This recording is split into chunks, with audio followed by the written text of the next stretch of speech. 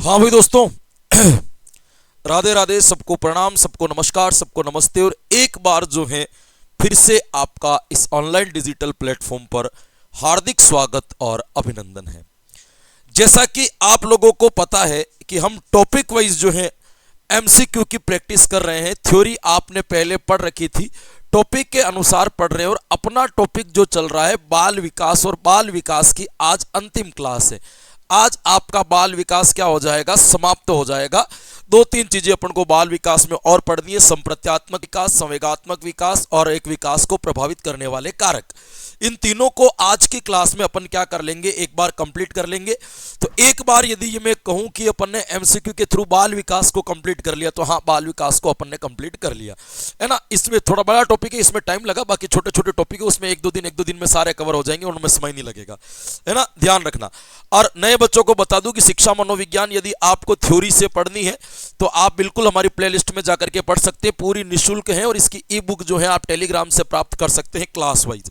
और यदि आप शिक्षण वीडियो को भी पढ़ना चाहते हैं तो वो भी आप हमारे चैनल की प्लेलिस्ट में जाकर के पूरी शिक्षण वीडियो को पढ़ सकते हैं। इसकी ई बुक भी आपको कहां पे मिल जाएगी, तो इसकी ई बुक भी आपको टेलीग्राम के ऊपर मिल जाएगी। और मैंने आपको कह रखा है कि बहुत जल्द जो है आपके मॉडल पेपर स्टार्ट होने वाले, एग्जाम पैटर्न पर जो पेपर आते हैं उस टाइप के पेपर स्टार्ट होने वाले हैं। बस थोड़ा सा देरी रखिएगा, उसकी पीडीएफ बनते ही आपको देंगे, उसके बाद में जो है इसकी शुरुआत करेंगे। मतलब बहुत कुछ अच्छा होने वाला है और बहुत कुछ अच्छा हो जाएगा, है ना। मैंने कहा था 31 जनवरी तक का समय मेरा है, उसके बाद आप जो कहोगे वो मान लूंगा। 31 जनवरी तक आपको कुछ नहीं कहना है, जो मैं कह रहा हूं वो बस आपको करते जाना है। क्लियर यहां तक? अब देखिएगा, आज की क्लास के अंतर्गत अपन जो पढ़ेंगे वो किसको पढ़ेंगे दोस्तों, तो आज अपन संप्रत्यात्मक विकास को क्या करने वाले हैं, शुरू करने वाले हैं। और आपके संप्रत्यात्मक विकास का पहला प्रश्न है वो क्या है, संप्रत्यात्मक विकास। मैं फिर से आपको जानकारी के लिए बता दूं कि ये जो क्वेश्चंस की प्रैक्टिस करवाई जा रही है, इन टॉपिक वाइज प्रश्न का एकमात्र उद्देश्य है कि पूरा सिलेबस रिवीजन करवाना, पूरा सिलेबस की पुनरावृत्ति करवानी। जो हमने 25-25 घंटों में, जो 108 घंटों में अपन ने पढ़ा है, उसको 15 घंटे में कंप्लीट करना, ये हमारा इसके अंतर्गत उद्देश्य है। जो 110 क्लासें या 8 क्लासें अपन ने थ्योरी में पढ़ी है, 15 घंटे में उसको पूरा का पूरा एक बार रिवीजन करवाना क्वेश्चंस के माध्यम से, ताकि आपका थोड़ा जो है सब्जेक्ट जो है एक बार मजबूत हो जाए। उसके बाद में मैशअप बैच भी आएगा, जिसके अंदर बहुत सारे क्वेश्चनों को अपन मर्ज करके भी पढ़ेंगे। देखो, संप्रत्यात्मक विकास के बारे में पूछा है। संप्रत्यात्मक विकास व्यक्तिगत होता है, मूर्त से अमूर्त की तरफ होता है, सामान्य से विशिष्ट की तरफ होता है, या उपयुक्त सभी कथन सत्य हैं। देखिएगा, संप्रत्यात्मक विकास की बात की जाए मेरे दोस्तों, कि जिसके अंतर्गत बालक उन नियमों और सिद्धांतों को सीखता है जिसमें वो सही और गलत का अंतर कर पाए, उसको अपन कौन सा विकास कहते हैं, संप्रत्यात्मक विकास कहते हैं। और आपको पता है कि कंसेप्ट जो होते हैं वो सभी लोगों के अलग अलग होते हैं। कंसेप्ट कभी भी सभी लोगों के एक समान नहीं हो सकते, कंसेप्ट कभी भी सभी लोगों के समान नहीं हो सकते। सभी लोगों के जो संप्रत्यय होते हैं वो कैसे होते हैं, आपके भिन्न भिन्न होते हैं। सभी लोगों के संप्रत्यय आपके अलग अलग होते हैं, ये आपको ध्यान रखना है। अब यहां पे पूछा क्या व्यक्तिगत होता है, तो बिल्कुल सत्य बात है मेरे दोस्तों कि जो आपके संप्रत्यात्मक विकास होगा वो हमेशा कैसा होगा, तो वो हमेशा व्यक्तिगत होता है। ये भी आपको क्या रखना है, ध्यान रखना है।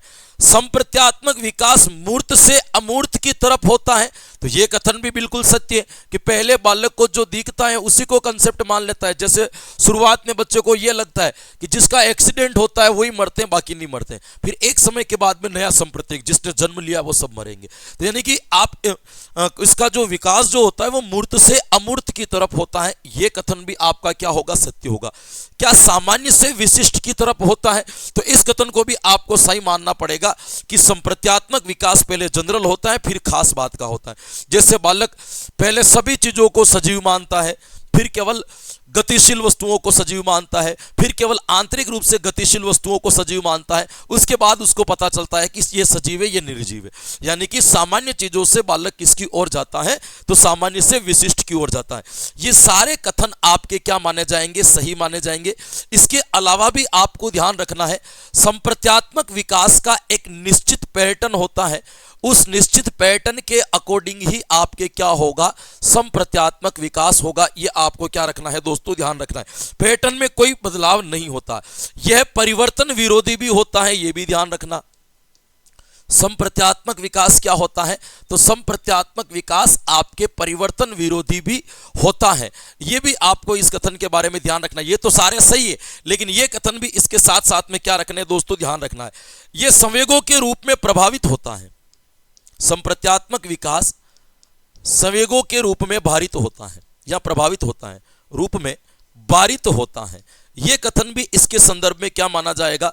तो यह कथन भी इसके संदर्भ में सही माना जाएगा। तो उपयुक्त सभी आंसर को अपन यहां पे क्या कर देंगे, सही कर देंगे कि ये जितनी भी बातें बताई गई है संप्रत्यात्मक विकास के संदर्भ में, वो सारी की सारी बातें सत्य और 2-3 बातें मैंने आपको ऐड करवा दी। अगला क्वेश्चन देखिएगा, बढ़िया प्रश्न दिया है आपके। बालक को दूरी संबंधी ज्ञान हो जाता है लगभग 10 वर्ष में, 11 वर्ष में, 12 वर्ष में या 13 वर्ष में। कौन सा संप्रत्यात्मक विकास किस अवस्था के अंतर्गत होता है, यह आपको क्या रखना है, इसमें ध्यान रखना है। कौन सा होगा दोस्तों, आपको ध्यान रखना है। सबसे पहले आता है आपके जीवन संप्रत्य। बालक को जीवन के बारे में पता कब चलता है? जीवन संप्रत्य।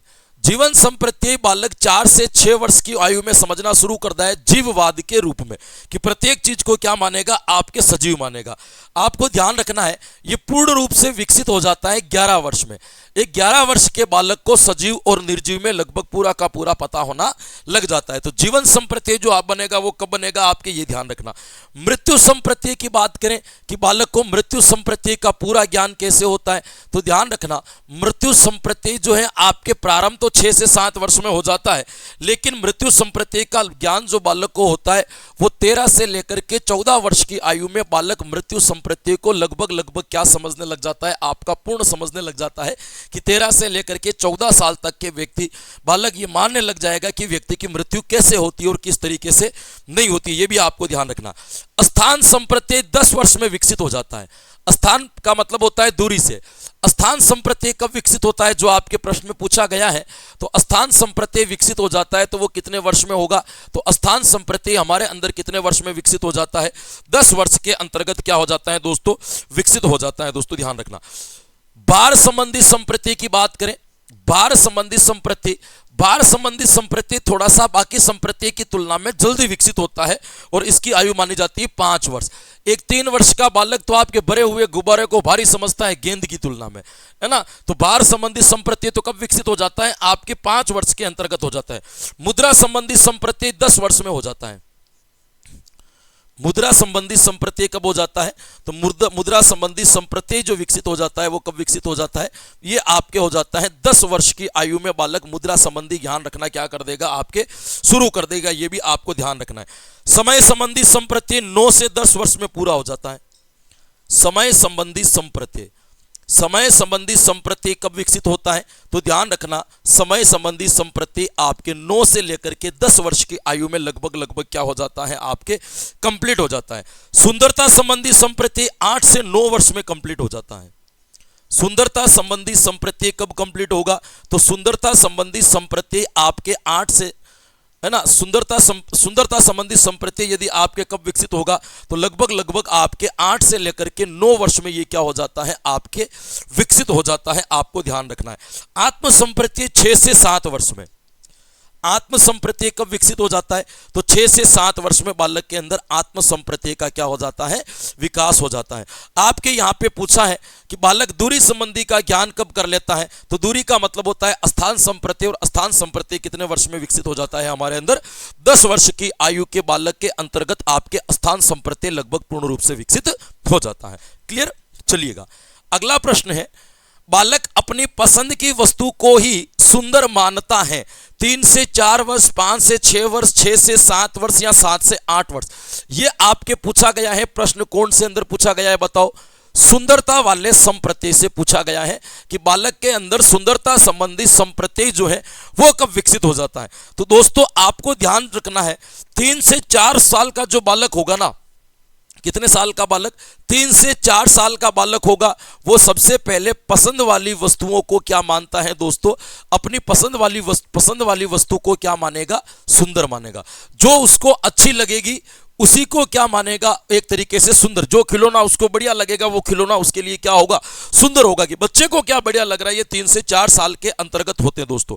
6 वर्ष का बालक जो समूह को अच्छा लगता है, समूह को जो पसंद होगा, समूह की पसंद को सुंदर मानता है, जो ग्रुप को बढ़िया लगता है। मैंने कहा था, कल हमने पढ़ा था कि बालक जो है प्रतिमान के अनुरूप लगभग 5 से 6 वर्ष की आयु में ढलने लग जाता है, समूह के प्रतिमान के अकॉर्डिंग काम करना शुरू कर देता है।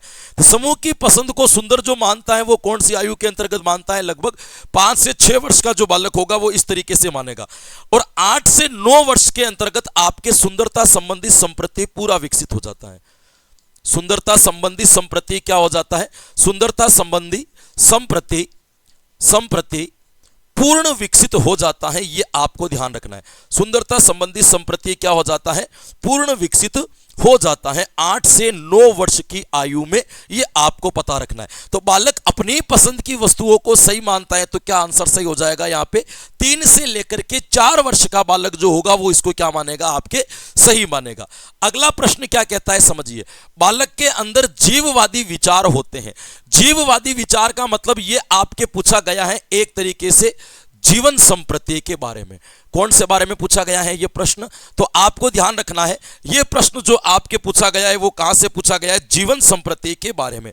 4 से 6 वर्ष का जो बालक होता है वो जीववादी विचारधारा का होता है। 4 से 6 वर्ष का बालक कौन सी विचारधारा का होगा? 4 से 6 वर्ष का बालक जो होता है वो आपके जीववादी विचारधारा को क्या करता है?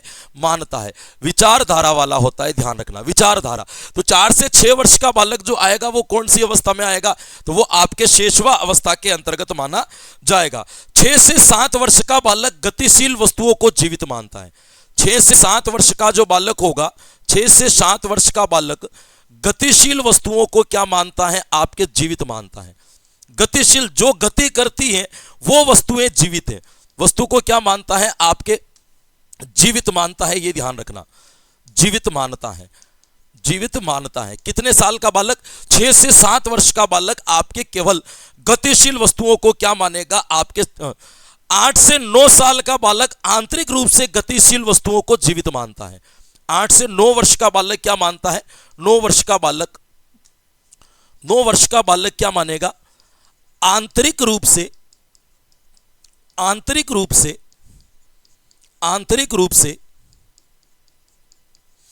गतिशील वस्तु को क्या मानेगा? आंतरिक रूप से गतिशील वस्तु को ही क्या मानेगा? आपके जीवित मानेगा। और आगे जाकर के आपके 11 वर्ष में बालक के अंदर मृत्यु संप्रत्यय विकसित हो जाता है। मृत्यु संप्रत्यय क्या हो जाता है? तो मृत्यु संप्रत्यय यहां पे आपका पूरा विकास विकसित हो जाता है, ध्यान रखना। तो जीववाद का मतलब होता है सभी निर्जीव और सजीव, सभी वस्तुओं को वो सजीवी मानता है। तो ये आपके विचार जो चलेगा वो कौन सा अवस्था में चलेगा? शैशव अवस्था के अंतर्गत चलेगा। अपन जीव पियाजे के अनुसार भी यदि प्राक संक्रियात्मक अवस्था पढ़ते हैं, है ना, जो लगभग 7 वर्ष तक चलती है, तो कहीं न कहीं बालक में आत्म केंद्रिता, अहम भाव, सूचकता, जीववाद, ये भी आपको उसी अवस्था में देखने को मिलते हैं। ये आपको इसके संदर्भ में ध्यान रखना है। सही आंसर क्या हो जाएगा? शेषवा अवस्था हो जाएगा।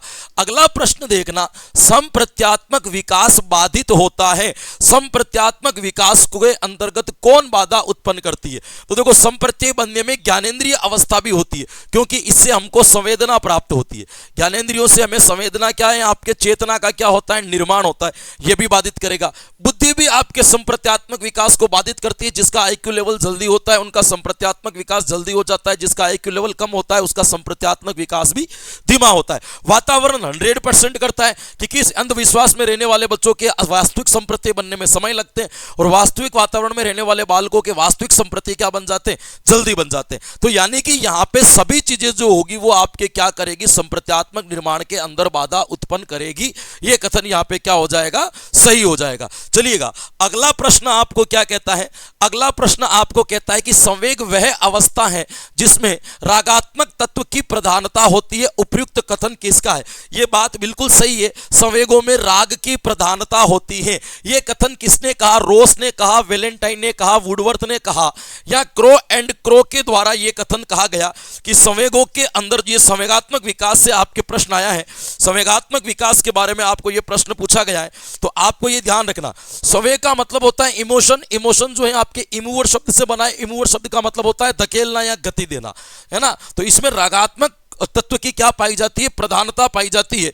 उपयुक्त कथन किसने कहा था? तो संवेग वह अवस्था है जिसमें रागात्मक तत्व की प्रधानता होती है। ये रागात्मक तत्व की जो प्रधानता बताई है वो किसने बताई है? तो रागात्मक तत्व की प्रधानता आपके रोस के द्वारा बताई गई है कि संवेग वह अवस्था है जिसके अंतर्गत रागात्मक तत्व की क्या होती है मेरे दोस्तों, प्रधानता होती है। ये भी आपको क्या रखना है, ध्यान रखना है।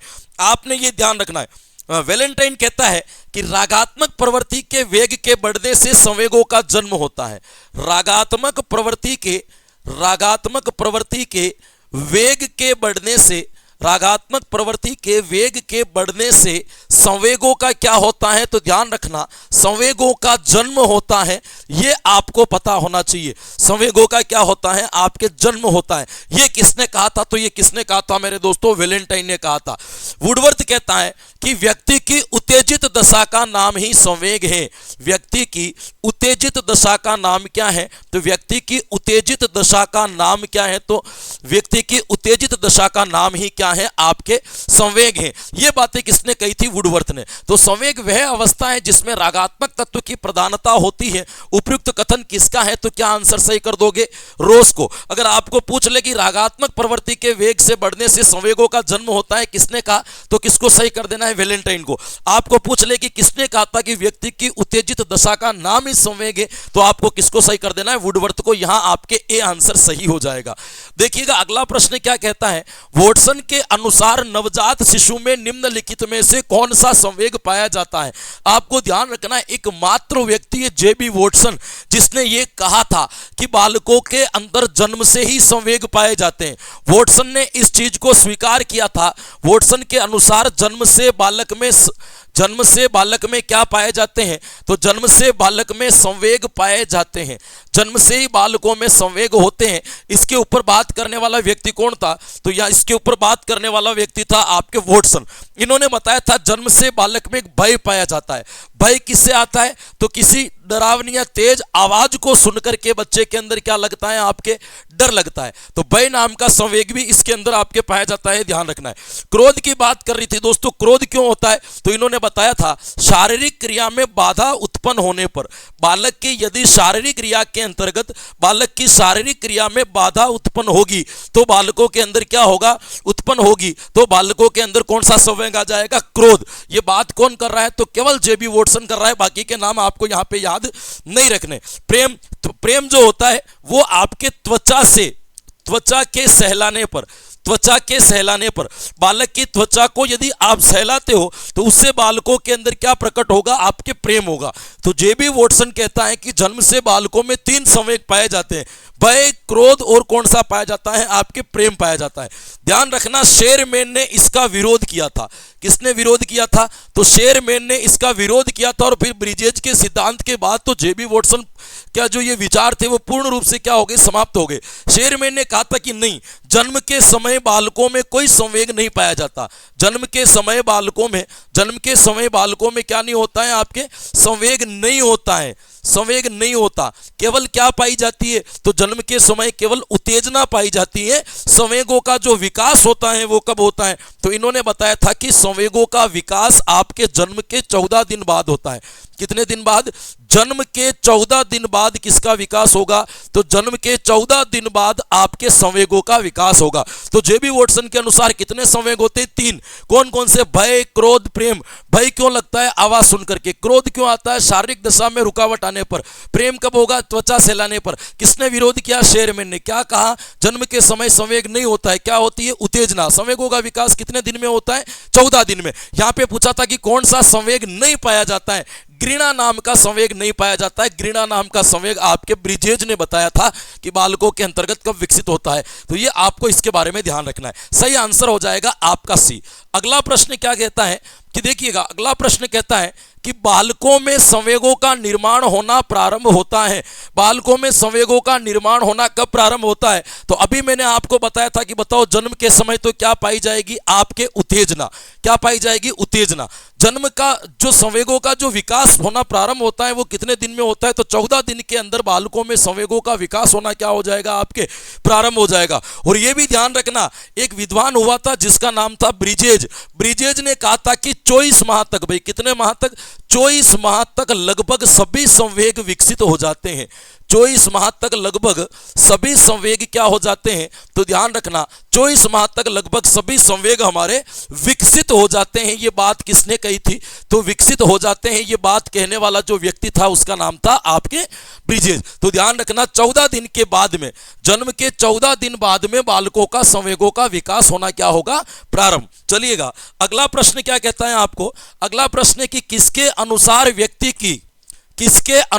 व्यक्ति की उत्तेजित दशा का नाम ही संवेग है। अभी मैंने आपको बताया था, बताओ है ना, रोस ने तो क्या कहा था, संवेगों में रागात्मक तत्व की प्रधानता होती है। क्या बताया था, अभी मैंने आपको बताया था कि इन्होंने तो बताया था रागात्मक तत्व की क्या होती है, तो रागात्मक तत्व की क्या पाई जाएगी, इसके अंदर प्रधानता पाई जाएगी, ये आपको ध्यान रखना है। वैलेंटाइन क्या कहता है कि रागात्मक तत्व की प्रधानता बढ़ने से या रागात्मक तत्व की उत्तेजना बढ़ने से, है ना, उत्तेजना से किसका जन्म होता है, तो उत्तेजना से आपके संवेग का जन्म होगा। किसका जन्म होता है, संवेग का जन्म होगा। ये बात किसने कही थी, ये प्रश्न है कि किसके अनुसार व्यक्ति की उत्तेजित दशा का नाम संवेग है, तो उत्तेजित दशा का नाम संवेग है। ये बात किसने कही थी, वुडवर्थ ने कही थी कि उत्तेजित दशा का नाम क्या माना जाएगा, तो उत्तेजित दशा का नाम संवेग माना जाएगा। यहां पे आपका उत्तर क्या सही हो जाएगा, डी, वुडवर्थ आंसर आपका क्या हो जाएगा, सही हो जाएगा। अगला प्रश्न देखिएगा, अगला प्रश्न क्या कहता है, सांवेगिक विभेदीकरण का सिद्धांत प्रस्तुत किया। सांवेगिक विभेदीकरण का ब्रिजेज ने, विलियम मैकडूगल ने, सिगमंड फ्राइड ने या वॉटसन ने। तो यहां पे ध्यान रखना, वॉटसन ने तो आपके बताया था कि जन्म के समय 3 संवेग पाए जाते हैं। जन्म के समय क्या पाए जाते हैं, 3 संवेग पाए जाते हैं। यह बात कहने वाला व्यक्ति कौन था, जेबी वॉटसन, जिसका विरोध शेरमैन करता है और समाप्त हो जाता है। सिगमंड फ्राइड ने आपके 2 प्रकार की मूल प्रवृत्तियां बताई थी संवेग के संदर्भ में, कि संवेगों का मूल प्रवृत्तियों के साथ में संबंध पाया जाता है।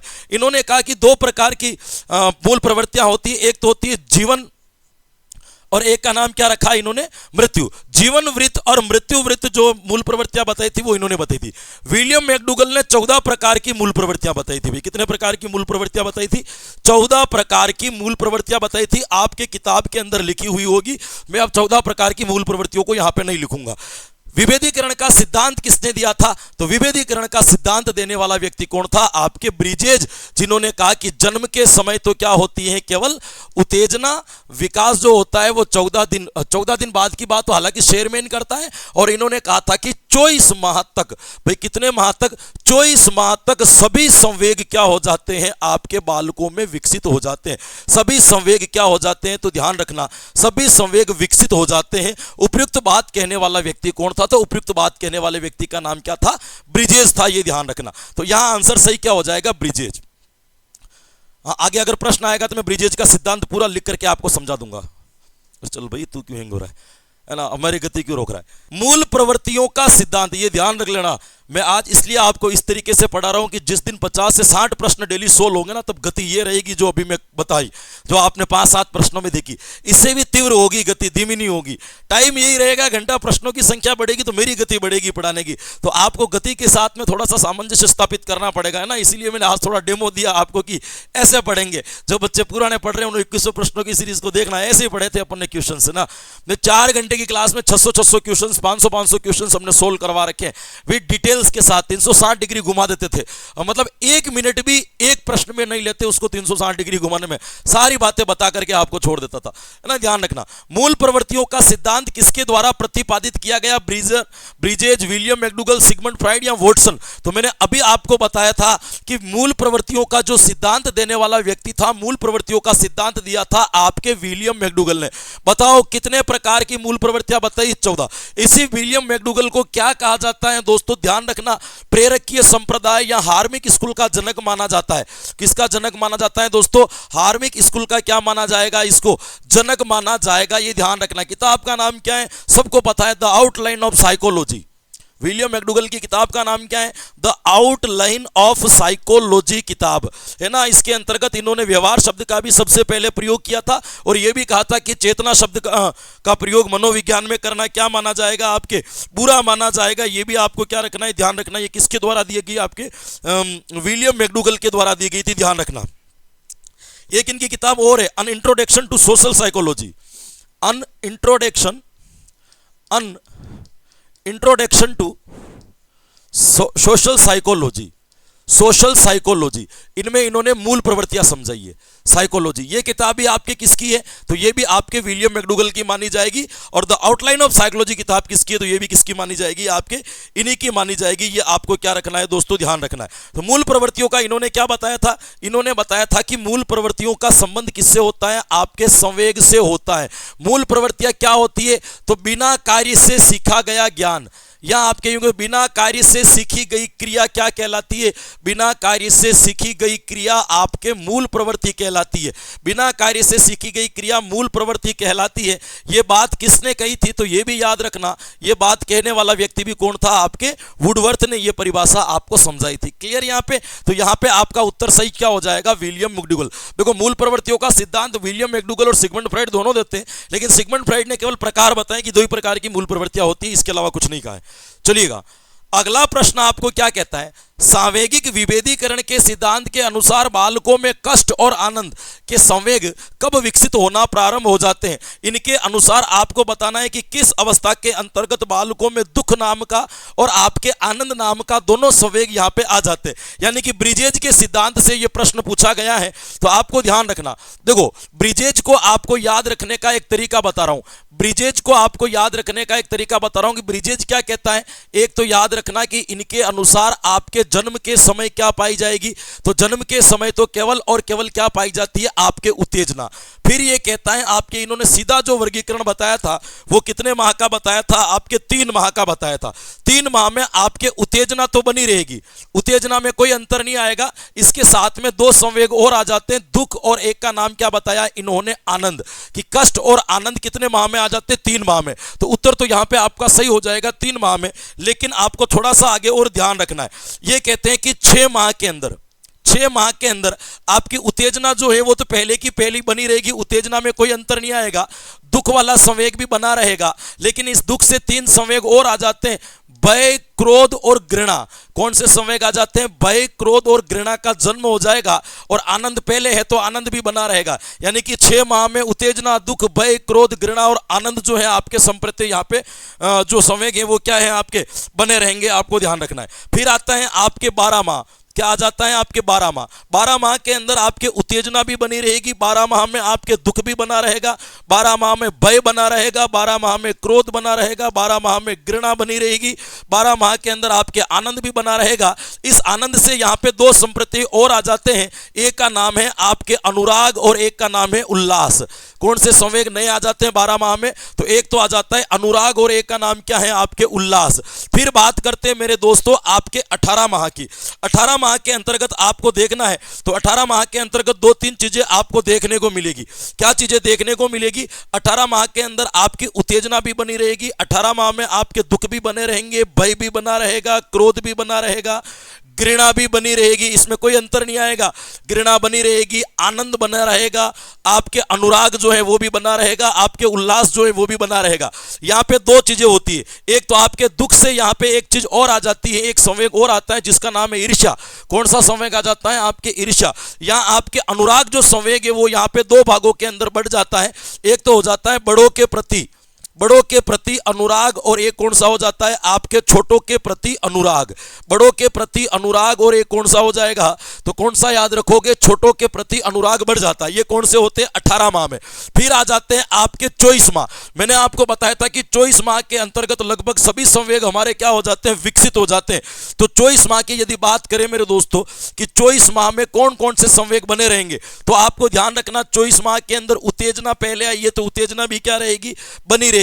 उत्तेजना के साथ में दुख भी क्या रहेगा, बना रहेगा, भय भी बना रहेगा, क्रोध जो आया था वो भी बना रहेगा, घृणा जो आई थी वो भी क्या रहेगी, आपके बनी रहेगी, आनंद जो संवेग था वो भी क्या रहेगा, बना रहेगा, अनुराग भी बना रहेगा, उल्लास भी बना रहेगा, है ना, उल्लास भी बना रहेगा, और क्या बनी रहेगी, आपके ईर्ष्या भी बनी रहेगी। और इस अनुराग के जो 2 भाग हैं, बड़ों के प्रति और छोटों के प्रति, ये भी आपके क्या रहेगा, आपके बना रहेगा। आपको ध्यान रखना है, इस आनंद से 24 माह में एक और संप्रति आता है जिसका नाम है हर्ष, और यहाँ पे 24 माह के अंतर्गत आपके संवेगों का पूर्ण विकास हो जाता है। क्लियर, यहां तक कोई दिक्कत नहीं होनी चाहिए किसी भी मामले में, है ना। अब आपको ध्यान रखना है कि प्रश्न पूछा है कि बताओ कि सामयिक विभेदीकरण के सिद्धांत के अनुसार ब्रिजेज क्या कहता है कि किस अवस्था के अंतर्गत बालकों के अंदर कष्ट और आनंद आ जाते हैं। तो 3 माह के अंतर्गत बालकों में कष्ट आनंद जो है वो विकसित हो जाते हैं। क्लियर, पूरा सिद्धांत बढ़ा दिया आपको। चलिएगा, किस अवस्था में संवेगों की अधिक अस्थिरता पाई जाती है। संवेगों की अस्थिरता कहां पाई जाती है, यह आपको ध्यान रखना है। देखो, मैंने आपको अवस्था के अनुसार संवेगों का वर्गीकरण भी पढ़ाया था कि जिस जिस अवस्था के अंतर्गत क्या क्या चीजें आपको परिवर्तित देखने को मिलती है। एक तो आपके आती है प्रारंभिक बाल्या अवस्था। कौन सी अवस्था? प्रारंभिक बाल्या अवस्था। इसमें तो क्या पाई जाएगी, तो ध्यान रखना, इसमें संवेगों की अस्थिरता पाई जाएगी। अस्थिरता प्रारंभिक बाल्यावस्था ऑप्शन में नहीं हो तो आपको शैशव अवस्था को क्या कर देना है, सही कर देना है। लेकिन शैशव अवस्था भी है और प्रारंभिक बाल्यावस्था है, तो फिर प्रारंभिक बाल्यावस्था को ही क्या करेंगे अपन यहाँ पे, सही करेंगे। यह आपको ध्यान रखना है। फिर आती है बाल्यावस्था। बाल्यावस्था में संवेगों में परिवर्तन होता है। क्रो एंड क्रो ने कहा था, क्रो और क्रो क्या कहता है, संवेगों में परिवर्तन अधिक होता है। बाल्यावस्था में संवेगों का परिवर्तन क्या होता है, संवेगों में परिवर्तनशीलता पाई जाती है। ये कौन सी अवस्था की विशेषता बताई थी, इन्होंने आपके बाल्यावस्था की विशेषता बताई थी। अब बाल्यावस्था ऑप्शन में है नहीं तो उत्तर बाल्यावस्था को क्या कहेंगे, ध्यान रखेंगे। फिर आपको ध्यान रखना है, किशोरावस्था की बात करें तो कोल एवं ब्रूस ने कहा था। किसने कहा था? आपके कोल एवं ब्रूस ने कहा था। कोल और ब्रूस कहते हैं कि यहां पे संवेगों के परिवर्तन की तीव्रता अधिक होती है। संवेगों में परिवर्तन की तीव्रता क्या पाई जाती है, तो संवेगों में परिवर्तन की तीव्रता क्या होती है, तो संवेगों में परिवर्तन की तीव्रता आपके अधिक पाई जाएगी। ये भी आपको ध्यान रखना है। ये किशोरावस्था में। तो किस अवस्था में बालकों में संवेगों की अस्थिरता पाई जाती है, तो यहां पे आपका उत्तर क्या सही हो जाएगा, प्रारंभिक बाल्यावस्था में पाई जाती है। क्लियर, चलिएगा अगले प्रश्न की ओर अपन आगे बढ़ते हैं। अगला प्रश्न क्या कहता है, मूल प्रवृत्तियों के सिद्धांत के अनुसार आत्मगौरव प्रवृत्ति से संवेग उत्पन्न होता है। अहंकार, घमंड, आत्महीनता। या देखो, ये मैं अब लिखा नहीं पाऊंगा आपको 14 प्रकार की मूल प्रवृत्तियां, लेकिन मैं आपको बता देता हूं। आत्मगौरव से श्रेष्ठता का भाव आता है। अभी कौन सा भाव आता है आपके, जैसे पलायन से भय, इसी तरीके से आपके जो आता है, तो आपको ये ध्यान रखना है कि इसके अंतर्गत आपके श्रेष्ठता का भाव जो आता है वो किससे आता है, आत्मगौरव से। सी, आप बुक के अंदर देख लीजिएगा ये 14 प्रकार की मूल प्रवृत्तियां। अब आते हैं आपके सीधा का सीधा अंतिम टॉपिक बचता है, वो है आपके विकास को प्रभावित करने वाले कारक। ऐसे कौन कौन से कारक हैं जो आपके विकास को क्या करेंगे दोस्तों, प्रभावित करेंगे, ये आपको ध्यान रखना है। अब आपको ये बताया था कि माता पिता की शारीरिक एवं मानसिक विशेषताएं संतानों में स्थानांतरित हो जाना ही अनुवांशिकता है। उपयुक्त कथन किसका है? देखो, विकास जो है वो आपके दो चीजों के ऊपर भरोसा करता है। विकास जो है वो किसके ऊपर करता है, वुडवर्थ ने समझाया भी था, अनुवांशिकता इनटू वातावरण। क्या याद रखोगे, आपको पूर्वजों से क्या मिला और आपने वातावरण से क्या अर्जित किया, इन दोनों का गुणा करोगे तो वही आपका क्या कहलाएगा, आपका विकास कहलाएगा, है ना। ये आपको ध्यान रखना है। अब इसके अंतर्गत यदि अपन बात करें दोस्तों, इसके अंतर्गत बात करें तो इसके अंतर्गत आपको एक चीज का ध्यान रखना है कि ये किसने कहा था, तो माता पिता के शारीरिक और मानसिक विशेषताएं संतानों में स्थानांतरित होना ही एक प्रकार से जो है आनुवांशिकता कहलाएगी। तो ये कथन जो है वो किसका है, आपको ध्यान रखना है। ये कथन जो है वो किसने कहा था, आपके जेम्स ड्रेवर के द्वारा कहा गया था दोस्तों, ध्यान रखना है। वुडवर्थ कहता है कि अनुवांशिकता के अंतर्गत वो सारी विशेषताएं आ जाती है। वुडवर्थ का कथन क्या है कि अनुवांशिकता के अंतर्गत वो सारी विशेषताएं आ जाती है जो जन्म से लगभग 9 महीने पहले उपस्थित हैं। जो जन्म से 9 माह पहले क्या है, बालकों में उपस्थित है, यानी कि पहले उपस्थित है, यानी कि लोगों के बालकों के जिन्स मिलते ही उनके अंदर कौन सा गुण आ जाता है, तो जिन्स के मिलते ही उनके अंदर आनुवांशिकता का गुण क्या कर लेता है, आपके स्थानांतरित हो जाता है। यह कथन किसके द्वारा कहा गया था, तो यह कथन किसके द्वारा कहा गया था, तो आपको ध्यान रखना है, यह आपके वुडवर्थ के द्वारा कहा गया था दोस्तों, ध्यान रखना है। बी.एन. जा की परिभाषा भी यहां पे याद रखना, एक बड़ी प्रसिद्ध परिभाषा है। बी.एन. जा के अनुसार यदि आपको पूछ ले कि बताओ बी.एन. जा के अनुसार आपके आनुवांशिकता क्या है, बी.एन. जा जो है आनुवांशिकता पर क्या कहता है या आनुवांशिकता किसे कहेंगे, तो ध्यान रखना बी.एन. जा के अनुसार यदि आप आनुवांशिकता के बारे में बात करेंगे तो ध्यान रखना बी.एन. जा कहता है कि जन्मजात विशेषताओं का योग ही जन्मजात विशेषता का योग जो है, जन्मजात विशेषता का योग जो होगा वो क्या कहलाएगा? तो जन्मजात विशेषता का योग जो होगा वही आपके क्या कहलाएगा? आनुवांशिकता कहलाएगा। यह कथन किसने कहा था? तो मेरे दोस्तों ध्यान रखना, यह कथन जो कहा था आपके वो किसके द्वारा कहा गया था? तो इसके ऊपर आपको ध्यान रखना है कि ये हाँ बी एन झा के द्वारा यह कथन कहा गया था दोस्तों। यह कथन आपको याद रखने इनके बारे में। एक डगलस और हॉलैंड का भी याद रख लेना, लिख नहीं रहा हूं मैं, केवल बता रहा हूं। डगलस और हॉलैंड कहता है कि आनुवांशिकता के अंदर वो सारी विशेषताएं आ जाती है, या आनुवांशिकता के अंतर्गत वो सारी शारीरिक विशेषताएं या बनावटें आ जाती है जो माता पिता के रूप में होती है, जो माता पिता की होती है। माता पिता की बनावटों या गुण का जो विशेषताएं हैं वो आपके इस चीज में आ जाना ही क्या कहलाएगा? आपका एक प्रकार से आनुवंशिकता कहलाएगा। जेम्स ड्राइवर यहां पर आंसर सही हो जाएगा।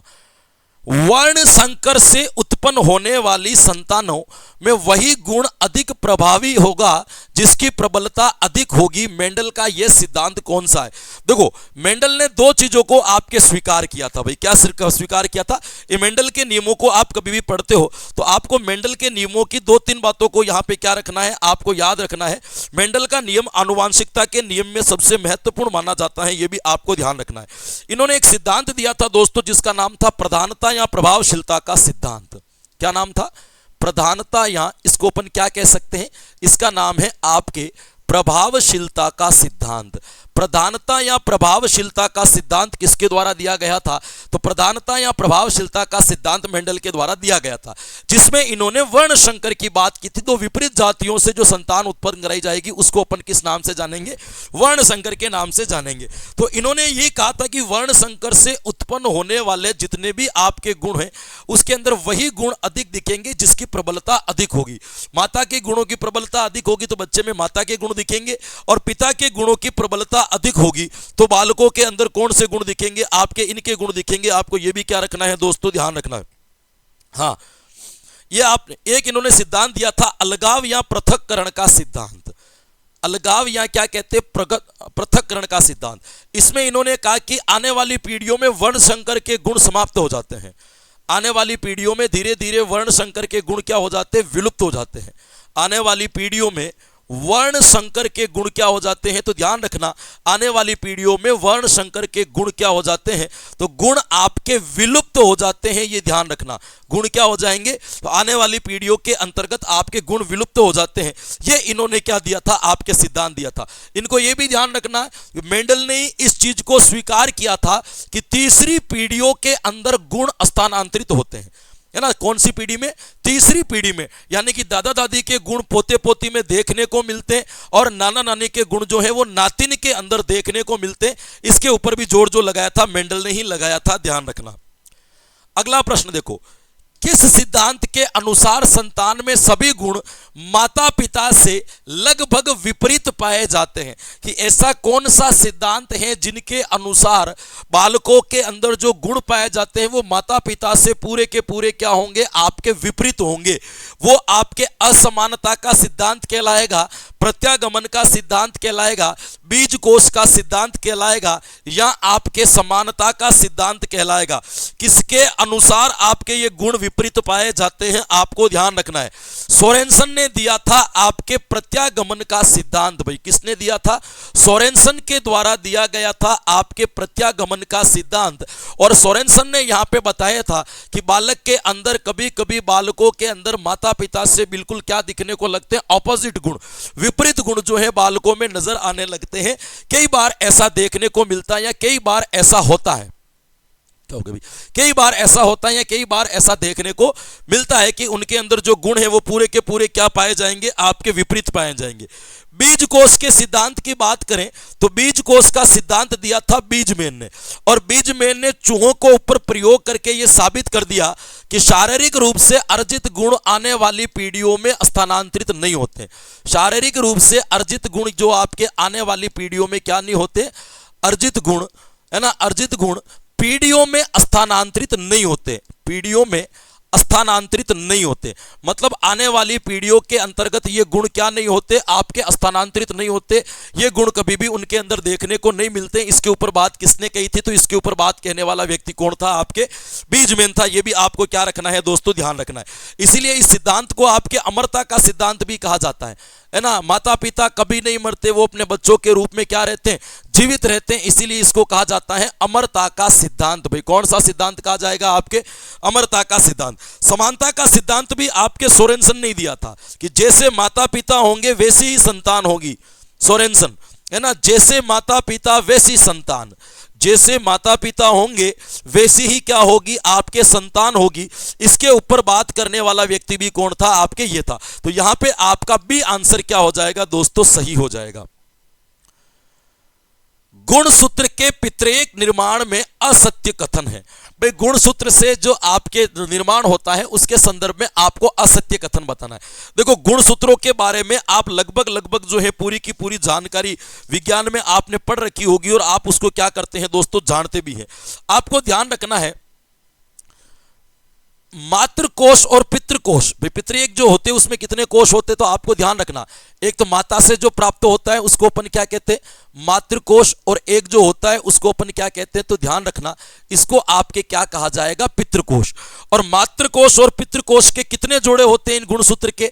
तो आपके 23 जोड़े माने जाते हैं। भाई कितने जोड़े माने जाते हैं? आपके 23 जोड़े माने जाते हैं।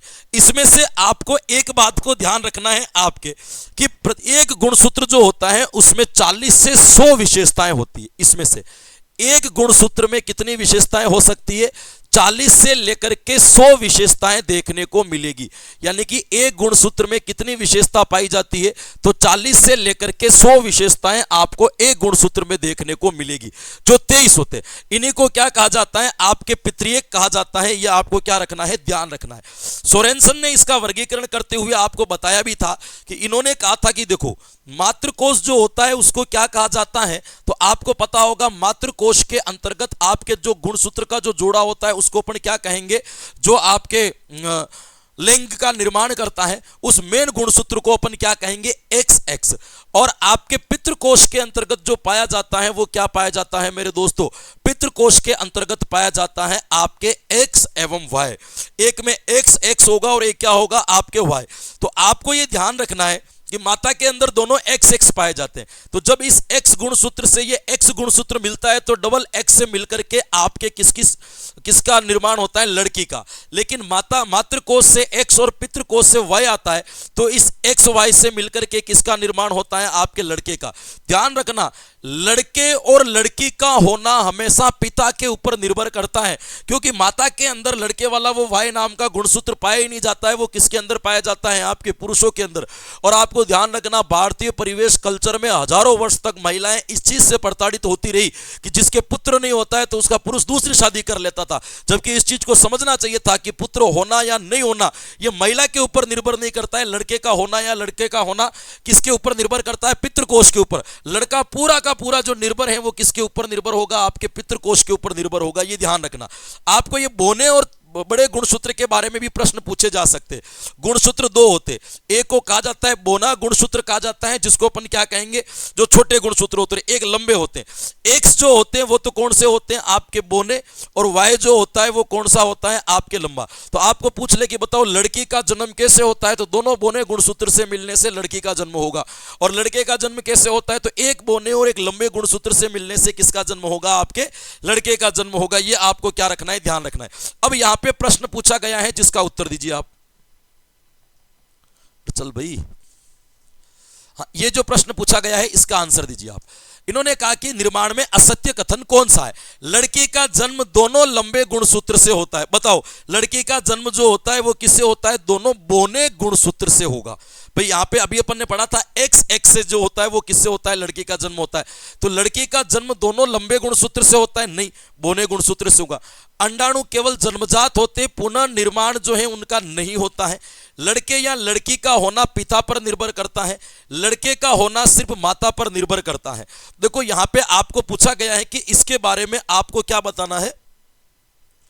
इसके बारे में आपको क्या बताना है? असत्य कथन बताना है। इसके बारे में आपको क्या बताना है दोस्तों? गलत कथन बताना है। कि कौन सा कथन आपके क्या माना जाएगा?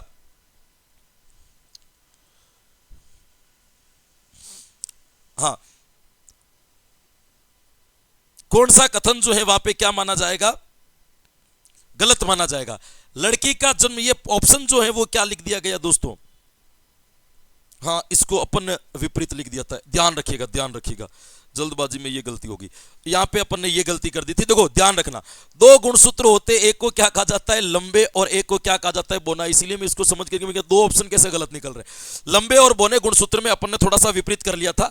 एक्स गुणसूत्र जो होते हैं उनको क्या कहा जाता है, आपके लंबे गुणसूत्र कहा जाता है, और वाई गुणसूत्र जो होते हैं उसको क्या कहा जाता है, आपके बोने गुणसूत्र कहा जाता है। तो दोनों लंबे गुणसूत्र से मिलने से लड़की का जन्म होता है।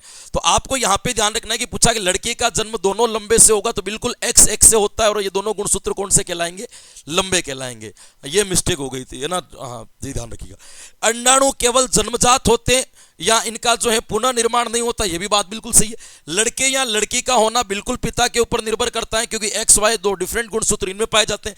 लड़के का होना सिर्फ माता पर निर्भर करता है, नहीं, ये किसके ऊपर निर्भर करेगा, पिता के ऊपर। लड़की का होना भले माता के ऊपर निर्भर करते क्योंकि एक्स गुणसूत्र पाए जाते हैं, लेकिन लड़के और लड़की का होना वो निर्भर जो करेगा वो किसके ऊपर करेगा, ध्यान, ये कंफ्यूजन थोड़ा सा वापस दूर करना, है ना, त्रुटि बस लिखा दिया था। तो लड़की के जो बोने और लंबे गुणसूत्र के बारे में, तो एक्स वाले लंबे होते हैं और वाई वाले कौन से होते हैं, आपके बोने होते हैं। क्लियर, चलिएगा।